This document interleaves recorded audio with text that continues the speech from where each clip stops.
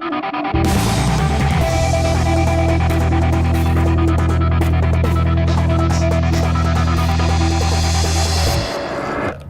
to the Bullring. It's Tuesday night. It's that time of night again. Here on AWC TV, I'm your host, Sam Hovan. So glad you have joined us as we recap the week that was in Matador Athletics, as well as taking a look at the week that will be, and hopefully there are weeks full of W's.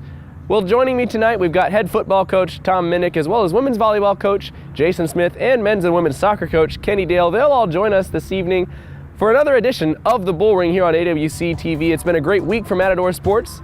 We'll talk about it all next, but stick around. The Bullring coming up next here on AWC TV.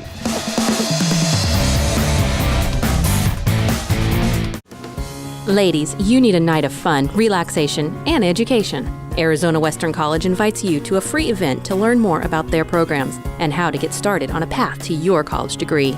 AWC's Mom's Night Out offers food, demonstrations, free childcare, prizes, and mini massages.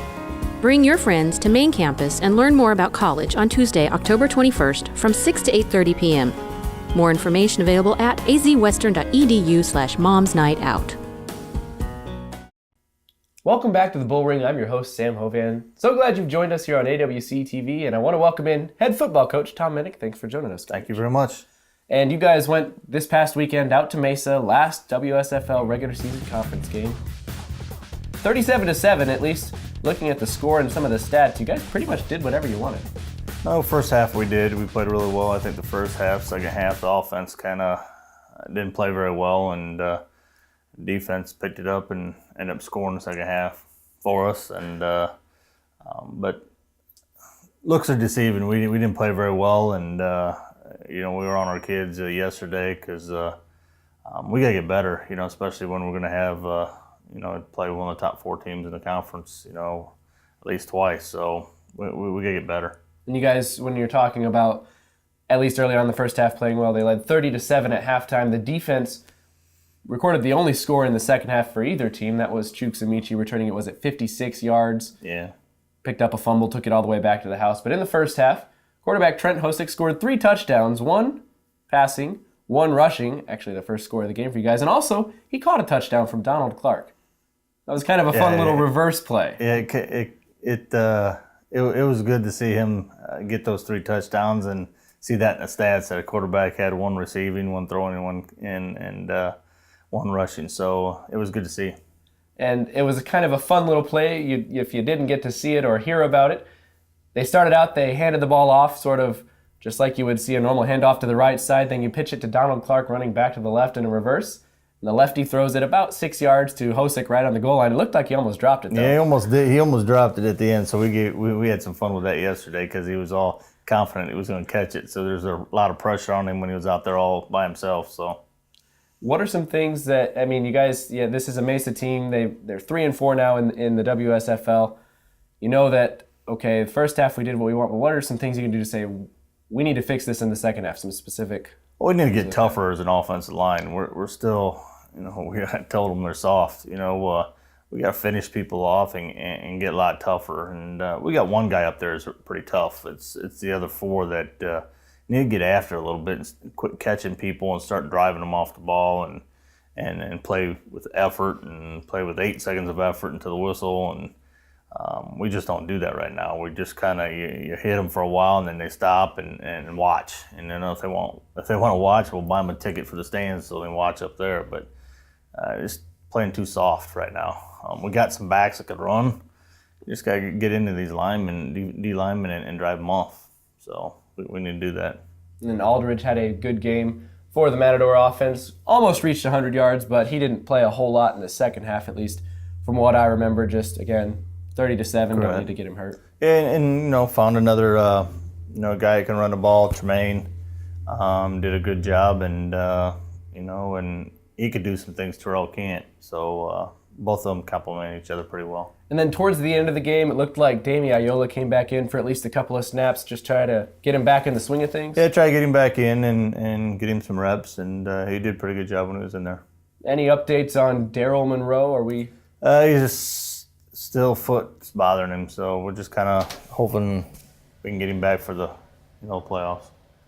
Alrighty, those playoffs, of course, start in a couple of weeks from now, and at least How things sit right now, it looks like it might be a coin flip for first. Yeah, it's going to be a coin flip because I don't see the other teams beating Scottsdale or Snow. So, and we're finished. So next Sunday morning, we're going to meet at Scottsdale and flip the coin and see what happens. So how is the coin flip going to work? I mean, I know personally, but I don't know. I have no clue right now. We're going to make that up when we're down there. Oh, make it up when we're down there. I mean, we've heard talk about like an odd man out situation, and then the shoot. two winners flip for first. Well, coaches all agree on something when we're down there and do it and get it finished. But it's going to be changed for next year, right? Yeah, it's going to be changed for next year. Well, coming up this weekend, you guys have U.S. Air Force prep. It's not a conference game. What are you looking for your team to do in the 60 Just minutes? improve offensively, drive them off the ball offensively. And I told the kids we're going to kind of compare ourselves to, they play Butler and Butler beat them 51-0. So you want to compare yourself to one of the top teams, in the Kansas League year in, year out. Let's see what we can do. See if we can, I think they held them to like 30-some yards rushing. So our defense will hold them for 30-some yards and offense, get 51 points on the board. So we'll see what happens. And then you guys have the playoffs coming up after that. Those should be exciting. The WSFL playoffs, you got your top 4 teams. It's Scottsdale, Snow, us, and whoever number 4 is. Glendale. Glendale's in there. Glendale's in there. They did actually get it all the way through. Yeah, they're in there for sure. That should be, I guess, hopefully good luck in the playoffs. Hopefully number 1 seed. It'd be nice to host a playoff game, Yeah, right? it'd be nice to host number 1 playing Glendale again, and then have Snow and Scottsdale play each other. So, but you never know. I just don't want to go back to Snow. That's the key. That was the main motivation for this week beating Mesa, because if we'd have lost, we'd had to go back for sure. But now it's a 16% chance. So that was the main motivation this week. All right, that's head football coach Tom Minnick. Thanks so much for joining us, and we're glad to have you. Keep sticking around for more of the Bullring here on AWC TV.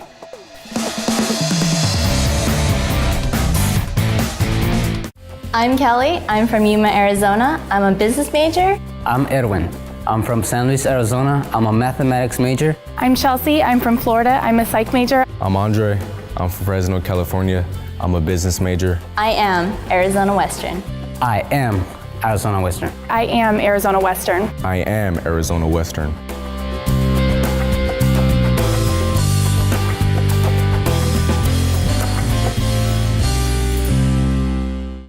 Welcome back to the Bullring. I'm your host, Sam Hovan. I'm joined by women's volleyball coach Jason Smith. Jason, thanks for joining us. And thanks for letting me be here. You're in a great mood for 2 reasons. One, you guys picked up a couple of wins this weekend, and as well, Jason is a Royals fan, so he hasn't been able to watch the games. That's the curse of coaching a fall sport, but you know what? The Royals, they're doing all right. Yeah, it's been great being able to just catch up on the scores. Well, we talk about the volleyball team. You guys picked up 2 big wins. You go back to Eastern on Friday. You lost in 5 sets a couple of weeks ago. Finally, straight sets win. Yeah, that's what we expect from it. Take our hats off to Eastern the week before. They played well. They put us into some bad situations, but we put ourselves into more bad situations. We were fired up all week. They had to deal, like I said last week, they have to deal with me all week now. And we went out there and we played well. Lots of emotion. They just took care of business. There was only one small stretch that I said, you guys lost your heads for about, I'd say 8 or 10 points. At some point in game 3, we were tied at 11-11 or 13-13, something like that. And I was like, you guys are just running around out here. But after that, they pulled it together and they really dominated Eastern. There was never any question who was going to win that match. And then you had a quick turnaround to Saturday's game against Pima, a team that ended up giving you a lot of trouble. It took 5 sets. Well, Pima is a lot better than people think they are. That is the best Pima team I've ever seen. It's also just a classic trap match. We had all the emotion the other night against Eastern. That's our D1 rival. They're gonna, no matter how good or bad we are, no matter how good or bad Eastern is, it's always going to be a rivalry match. And, we go to Pima the next night, and Pima historically hasn't been a power. They are really good right now. That's the best I've ever seen them.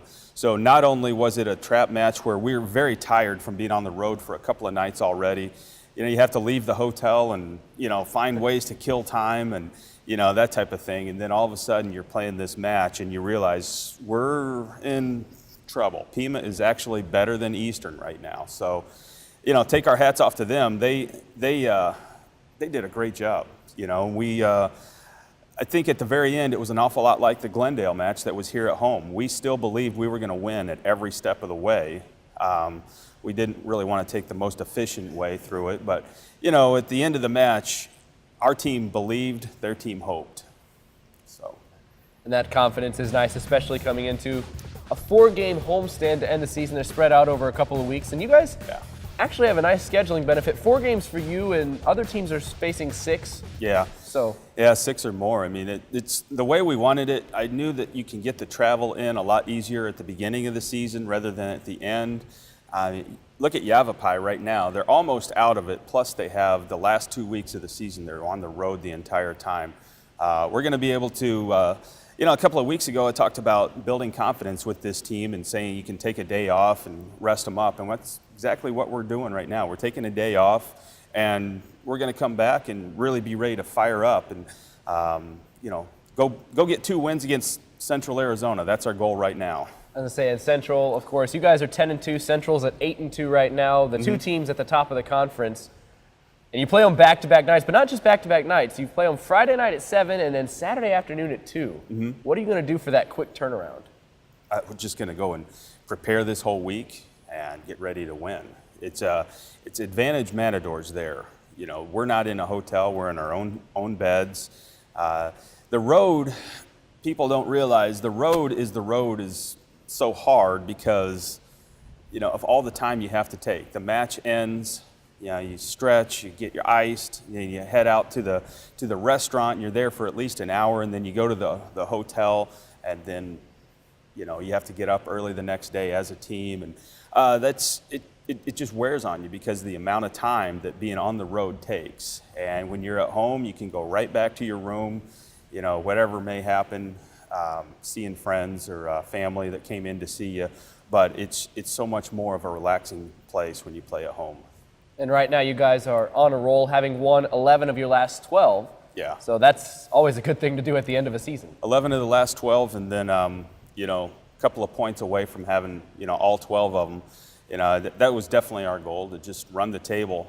But when we lost the first game to Central and then we got on a little bit of a roll, I started thinking, we could still win the last 15. And, now the goal is just to win the last 4. I knew how hard it would be to win the last 15. So. All right. Well, I'd like to thank women's head coach Jason Smith for joining us. And thank you. Hopefully you'll get to see your Royals advance to the World Series. You never know. What would you do? Matadors in the region championship, Royals in the World Series. I don't know what I'd do. Thanks so much, Coach. Thank you. Well, that's head volleyball coach Jason Smith. Thanks so much for joining us. We'll be back after a quick break. Don't go anywhere.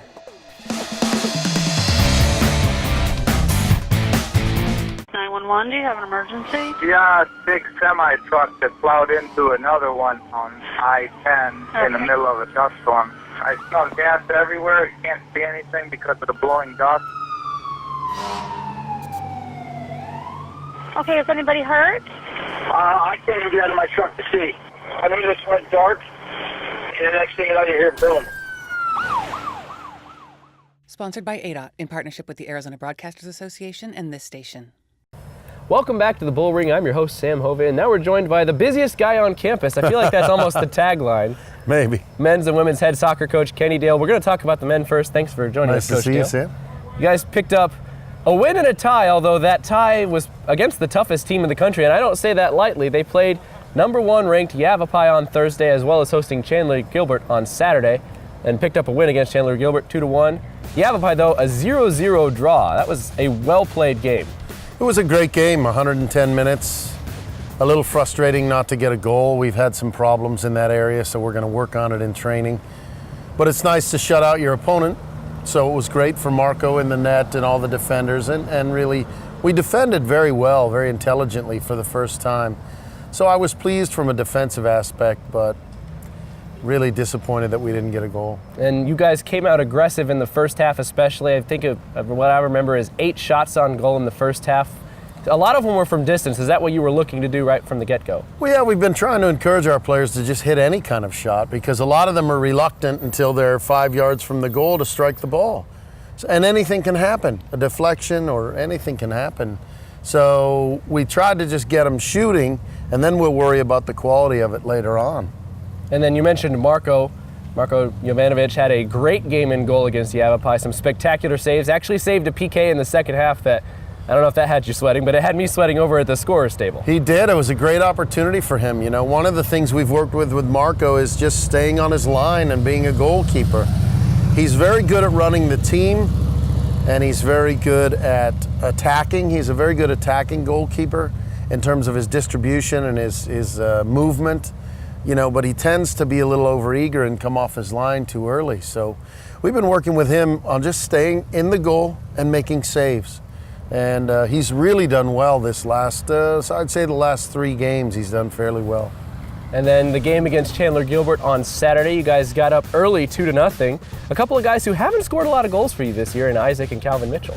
Yeah, Calvin missed a lot of the early season because of injury, and Isaac scored, I think, a couple goals before that. So it was great to see those guys get an opportunity, and really, you got to pull the trigger. Calvin's was kind of on a mistake by them, but he was there to finish it off, and that's important. So yeah, we got a 2-0 lead, which is, when you have a goalkeeper like Marko, if you're up a couple goals, you have some safety. We ended up giving a goal right before halftime, which I was really disappointed about. But we were able to hang on and get a win, which is really important with Chandler because they're right near us in the standings. So if we happen to finish even with them, then we own the tiebreaker because we beat them in Phoenix and we beat them here. So it was a really, really important game for our men. And coming up, you guys still have a chance to continue to climb back up the table and prepare yourselves well for the playoffs. You guys have, Gateway this week at home and Phoenix on Saturday. Right, Gateway at home, Phoenix on the road. 2 games I think we can win if we prepare and we play, appropriately. I think we could have another good week. But every point matters at this point. Every win, every tie can be a point towards getting us toward the playoffs. And even goals.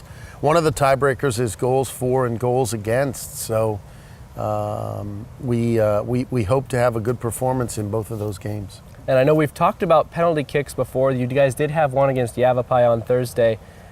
And unfortunately, obviously it was saved because it was a 0-0 game. What are some things that you guys, that's a great opportunity to score. Yeah, we worked on it in practice on Friday. It's a little puzzling to me because in my playing career, I took a lot of penalty kicks. And for me, psychologically, the goal always looked so big and the goalkeeper so small, so I'm not sure. And we've had 5 or 6 different guys miss penalties this year. I've never seen it. I've never had a team that missed so many penalties. And obviously Thursday was an opportunity that was missed. So I think it's a psychological issue for some of our players. And we have a lot of other psychology issues that are preventing consistency, and so it's challenging. We did practice. We did put some time aside for it in practice. I don't normally coach penalties because it's a pretty straightforward process. And but we spent some time on it on Friday because in the playoffs, if that had been a playoff game, it would have been decided by penalties. So we need some guys that have the confidence psychologically and the technical ability to get it done. All right, I'd like to thank head soccer coach, in both sports, for Kenny Dale for joining us so far. We'll actually be back after a quick break to talk about women's soccer. That's coming up on the other side of the break here on the Bullring on AWC TV.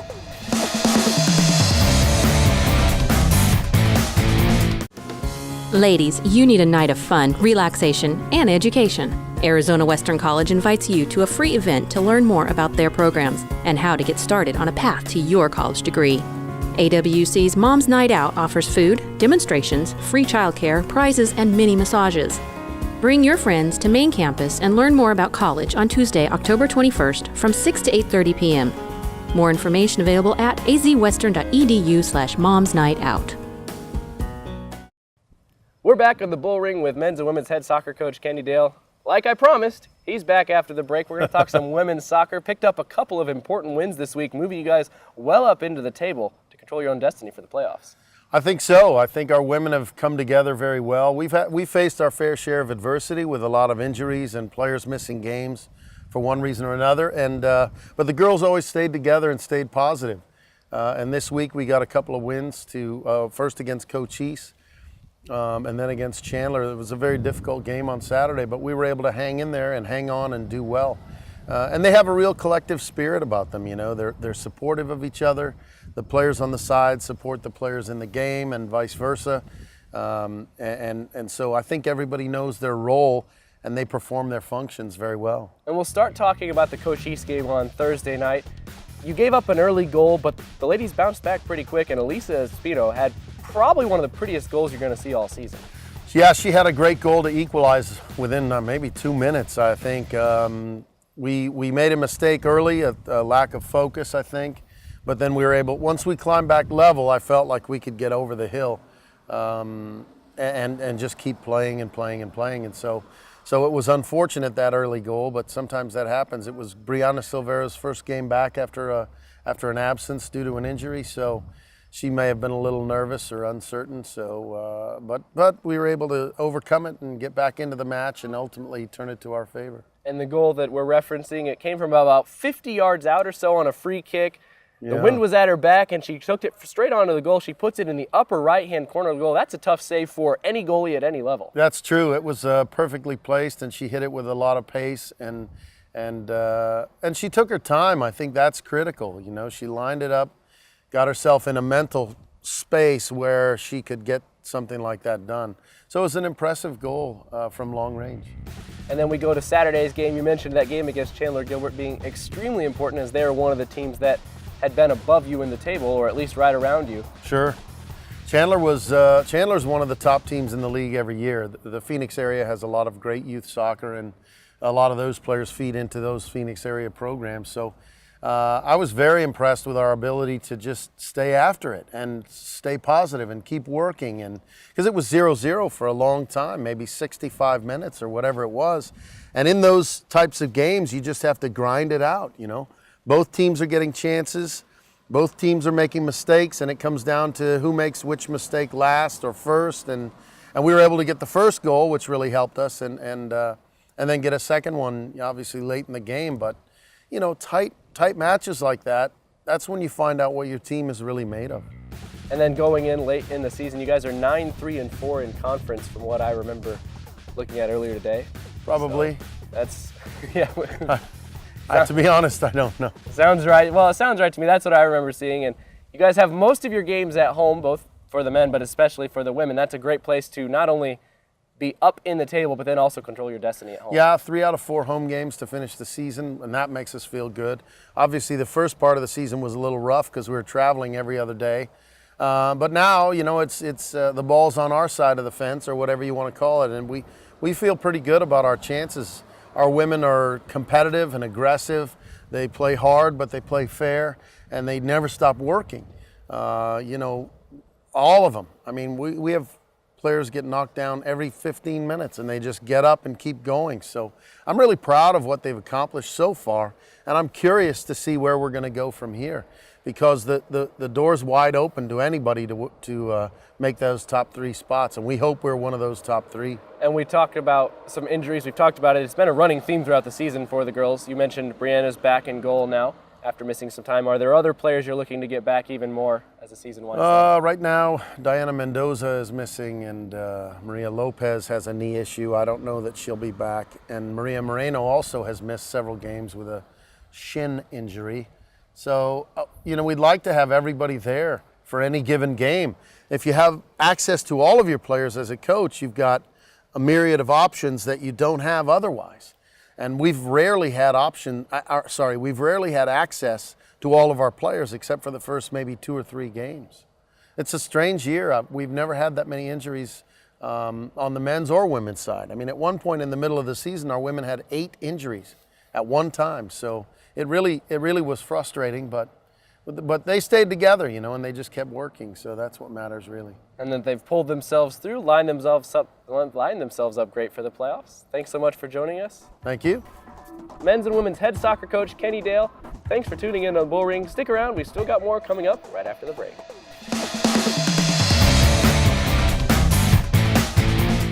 I'm Kelly. I'm from Yuma, Arizona. I'm a business major. I'm Edwin. I'm from San Luis, Arizona. I'm a mathematics major. I'm Chelsea. I'm from Florida. I'm a psych major. I'm Andre. I'm from Fresno, California. I'm a business major. I am Arizona Western. I am Arizona Western. I am Arizona Western. I am Arizona Western.